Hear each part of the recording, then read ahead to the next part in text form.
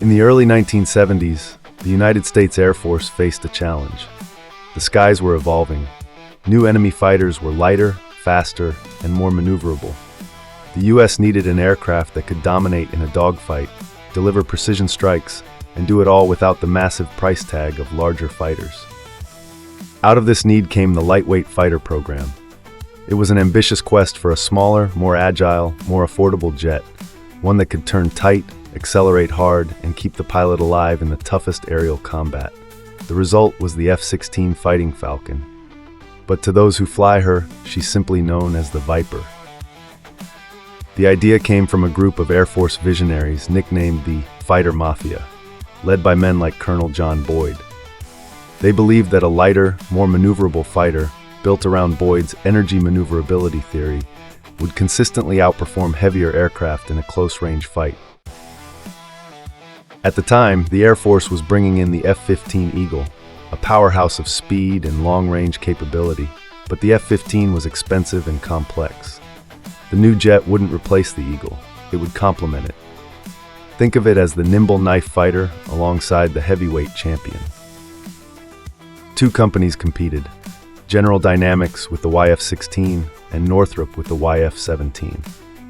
On February 2, 1974, the YF-16 took its first official flight, though that moment happened by accident. During a high-speed taxi test, the jet lifted off unintentionally. The pilot kept calm, flew a quick circuit, and landed safely. It was an unplanned takeoff that ended up proving the aircraft's handling right away.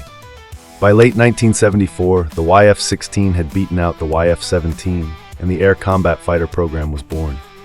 The first production F-16A flew in December 1976, and by 1978, deliveries to the Air Force had begun. The two-seat F-16B followed soon after, allowing for training without sacrificing combat ability. The F-16 broke new ground in fighter design. Its frameless bubble canopy gave pilots unparalleled visibility, a decisive advantage in a dogfight. The side-mounted control stick reduced fatigue during high-G maneuvers. The seat was reclined at 30 degrees to help the pilot withstand the crushing forces of tight turns. And for the first time in a production fighter, the F-16 used a fly-by-wire system. Instead of heavy mechanical linkages, the pilot's controls sent electronic signals to the flight surfaces. This allowed the aircraft to be designed with relaxed static stability, making it inherently more maneuverable than traditional jets.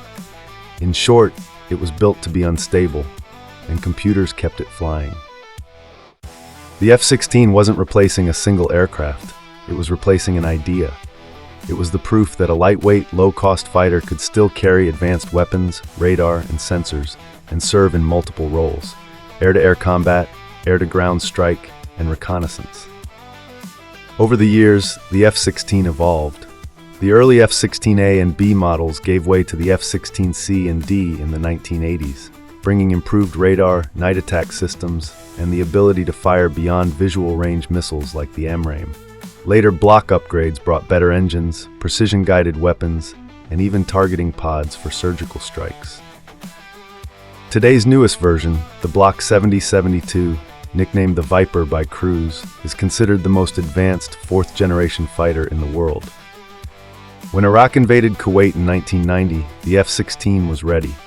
During Operation Desert Storm, it flew more sorties than any other aircraft, striking airfields, missile sites, and enemy infrastructure. Its precision and reliability made it a workhorse of the campaign. In 1992, during post-war patrols in Operation Southern Watch, an F-16 pilot scored the first U.S. air-to-air kill with the AIM-120 AMRAAM missile, downing an Iraqi MiG-25. Since then, F-16s have been in almost every American air campaign, from Kosovo to Afghanistan to Iraq again in 2003 and beyond. They've suppressed enemy air defenses, dropped precision bombs, and provided close air support to troops in contact.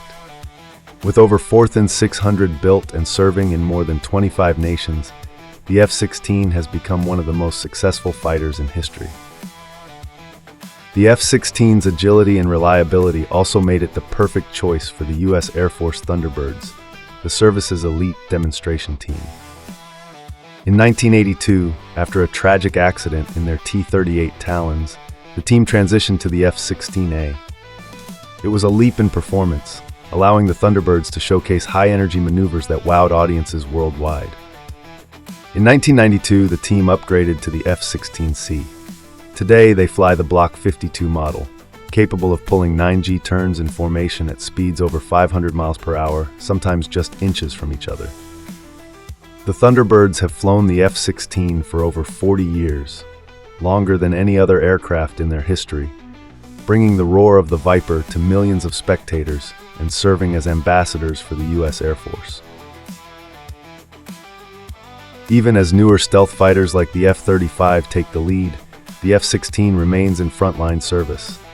Many airframes are being converted into QF-16 drones for weapons testing, while upgraded versions continue to roll off production lines for allies around the world. For pilots, the Viper isn't just a machine. It's a trusted partner in the skies.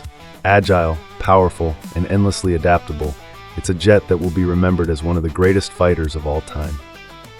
The F-16 Fighting Falcon, born from a bold idea, forged in combat, and still flying strong. Proof that sometimes the lightest touch delivers the most powerful blow.